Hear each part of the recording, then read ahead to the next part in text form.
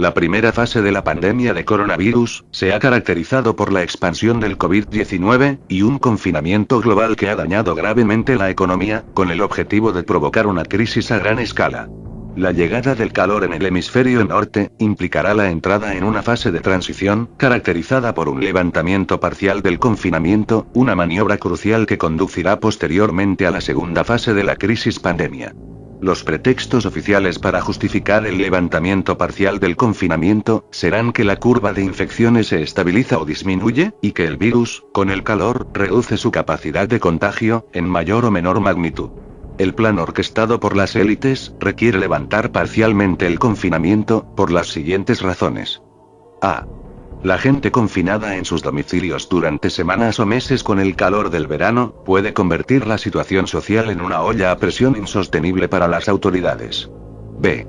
Una segunda oleada de la pandemia solo puede justificarse si se ha producido un nuevo escenario de infección masiva, incompatible con un confinamiento total de la población. Características de la fase de transición. La fase de transición se caracterizará por una alternancia de desconfinamientos y confinamientos masivos, justificados por la aparición de nuevos brotes recurrentes del COVID-19. Durante los desconfinamientos, se permitirá una salida escalonada de parte de la población, sometiéndola a un amplio abanico de controles sanitarios, y monitoreo constante de sus movimientos y actividades.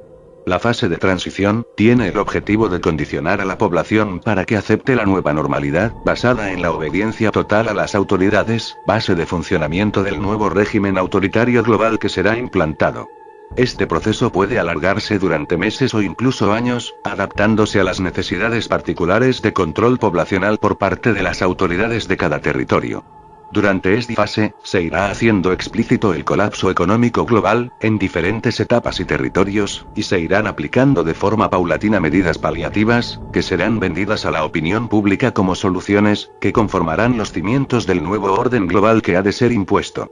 Los posibles estallidos sociales, en forma de protestas o disturbios que puedan producirse por el colapso económico, serán controlados y modulados con la aparición de nuevos brotes de la enfermedad, y sus correspondientes confinamientos obligatorios. Los medios de comunicación desempeñarán su labor propagandística, destacando como positivas todas las actitudes de sumisión a la autoridad por parte de la población, calificadas como cívicas y solidarias. Paralelamente y como contraste, los medios se llenarán de noticias destacando actos incívicos y delictivos, crímenes, saqueos, incendios de vehículos, violaciones y ocupaciones ilegales de domicilios, justificando así la necesidad de una represión policial generalizada, un control absoluto de la población, y la militarización del espacio público. Los colectivos uniformados, médicos y sanitarios, policías, soldados, etc., serán elevados definitivamente a la categoría de héroes, al ser representaciones visibles de la autoridad, ahora convertida en sinónimo de protección. A medida que avance la fase de transición, se irán produciendo avances puntuales de lo que será la segunda fase de la crisis epidemia, en forma de actos terroristas y yihadistas en Occidente, realizados inicialmente por lobos solitarios. Dichos ataques podrían centrarse en sanitarios, policías y supermercados, con el objetivo de aumentar la sensación global de inseguridad entre la población, y justificar así medidas de control policial draconianas. La fase de transición terminará con la llegada de la segunda fase de la crisis pandemia. La entrada en esta segunda fase puede producirse de forma paulatina o tras un evento que actúe como detonador. La segunda fase, más violenta y traumática que la primera fase y la fase de transición, se caracterizará por nueva oleada de la pandemia mucho más letal que la primera, posible mutación del virus o aparición de un nuevo agente patógeno, extensión del terrorismo islamista y terrorismo de extrema derecha, contra colectivos musulmanes e inmigrantes, crisis migratorias, controles fronterizos, muros y campos de internamiento a gran escala.